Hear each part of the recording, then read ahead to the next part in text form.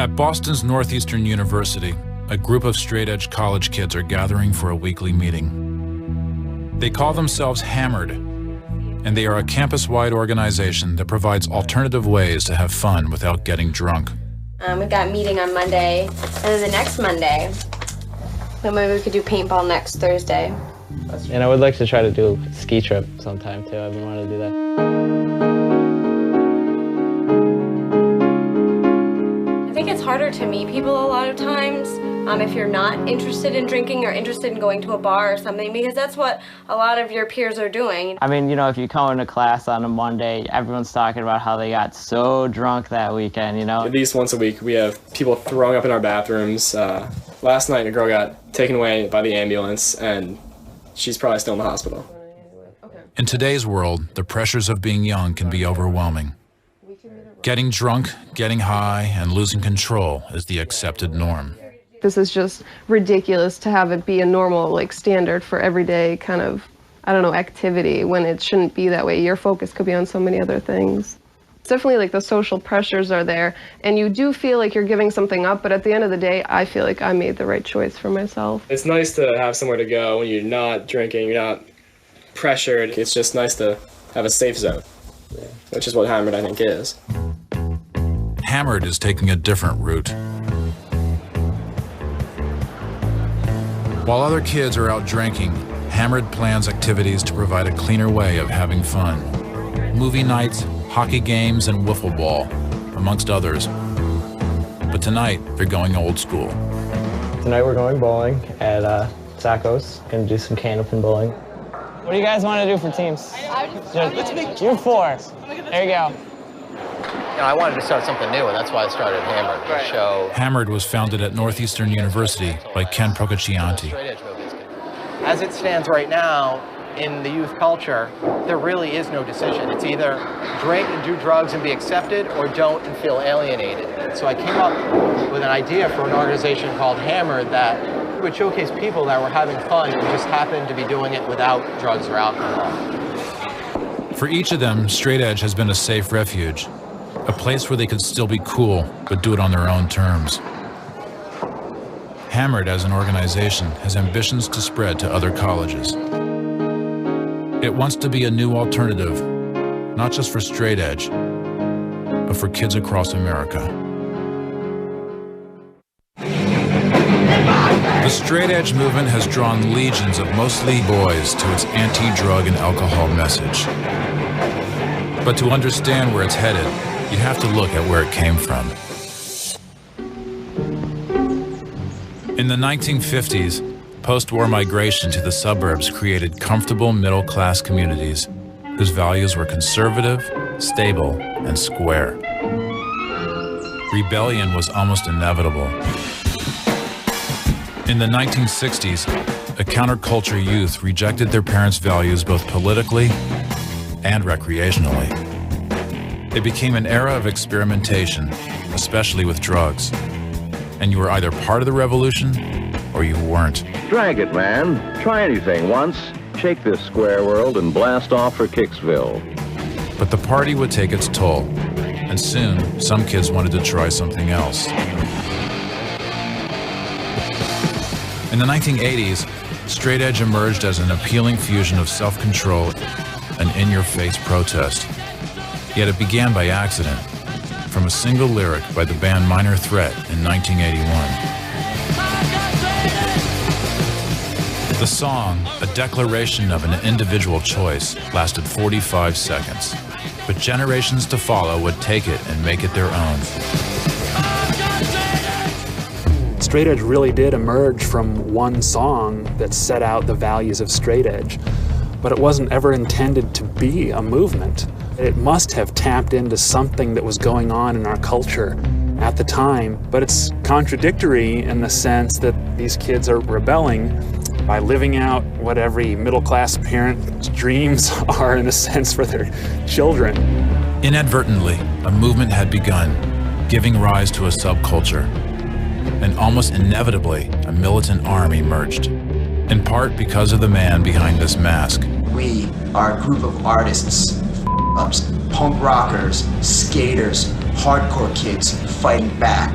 We are your children raised on Ritalin and Prozac, biting the hand that's reared us.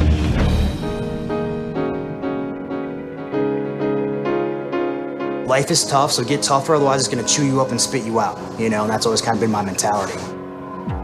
His name, Elgin James, and in the early 90s, his stomping ground was Boston, Massachusetts. Elgin became straight edge at 13, rebelling against his adoptive parents, who were 60s activists and pot smokers.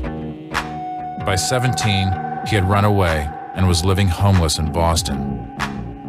Straight edge kept him off drugs, but it also became a means of survival. So lived right here, right on that second story up there. No heat, no hot water, no electricity. So this pretty much is where it all began. There used to be, you know, crack dealers on this street, you know, and that's when we started hatching the plan of, you know, how we were gonna survive. The plan was simple: steal what he needed from the criminals who dealt drugs in his front yard. I wasn't gonna victimize anyone innocent. My plan was to victimize the victimizers, which is how we started robbing drug dealers. It was the perfect straight edge crime, buoyed by a kind of Robin Hood spirit. The money went to Elgin and his crew, and then to charities and straight edge bands. It was a violent means to an end. Yeah, you know, my parents had marched with Martin Luther King, so they're pacifists. I got turned on to Huey P. Newton, Stokely Carmichael, and Malcolm X. But every kind of movement does have to have a violent side, because you realize pacifism usually doesn't work. In the decentralized, unofficial world of straight edge, Elgin and his friend John Buckley began building a more well-defined crew, one that went far beyond the goals and choices of kids who called themselves positive. They gave this new harder edge its own name, FSU. FSU stands for Friends Stand United, Forever Stand United, but it originally started as It Up. I wanted to be involved in a straight edge that had balls to it, which is hard as nails. It wasn't posy, it wasn't about community in the sense of like live and let live, it was you're an army. This new straight edge army moved in on Boston's youth battleground, Lansdowne Street, where Elgin and John worked as bouncers at a club, and drugs, alcohol, and wild partying was the norm. So this is where we came to do the cleaning up. Basically, we were the ones that kept the sons and daughters safe, keeping the drugs out of the clubs. For straight edge vigilantes, they were in the perfect position, beating up drunk kids and punishing the drug pushers. That's where many, you know, a drug dealer coming in, chances are he's gonna come on our radar all of a sudden, like, okay, that guy's got something up. We're gonna follow that guy into the bathroom. We're gonna smash his face into the porcelain toilet bowl. We're gonna empty out the drugs out of his pockets and flush them, and then we're gonna take his big bowl of, you know, roll of cash. And then that's probably gonna last time you're gonna see the guy. There are two ways of doing things. They gave us what we wanted and never came back, or we beat them, took what we wanted, and just turned them over to the cops. That's it. And so few ever came back. This guy right here? Roll my ass.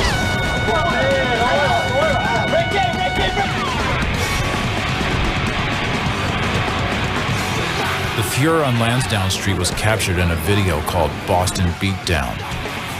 Given nothing, we are taking everything, making this world a place of our own. Laced with interviews with Elgin, it's a kind of documentary on the state of American youth culture. The director, Ronan Morris, is now a Boston lawyer. The majority of the problems that were out there on the street were alcohol related.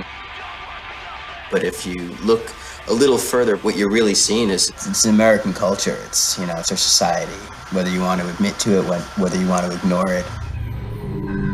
The violence was meant to shine a mirror on the society they saw with straight-edge eyes.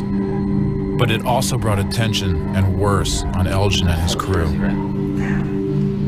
People call FSU a gang or say that, you know, like I'm a gang member, like a violent thug. Like we don't deal drugs, you know what I mean? We don't do drive-by shootings. It's basically just a group of kids looking out for each other and watching out for each other. That's just us in front of the rat years and years ago. A couple of them are in jail, and then there are brothers that both passed away. Within exactly 2 weeks from one another. Yeah. I can't believe that a lot of us are alive is what it comes down to, and that's horrible for those of us that have passed away, but for a lot of it mostly comes down to like, wow, most of us should be dead.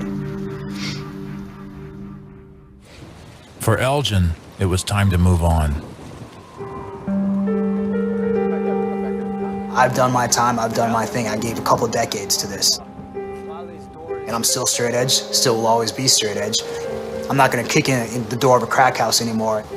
My time with that is done. Elgin moved to Hollywood, and John started a poetry press. But what they started in Boston wouldn't just go away. The militant side had taken hold, and it was heading off to new battlegrounds. Looking back on it with 20/20 vision, yeah, it probably was eventual that somebody was going to end up getting killed. Its darkest hour was ahead.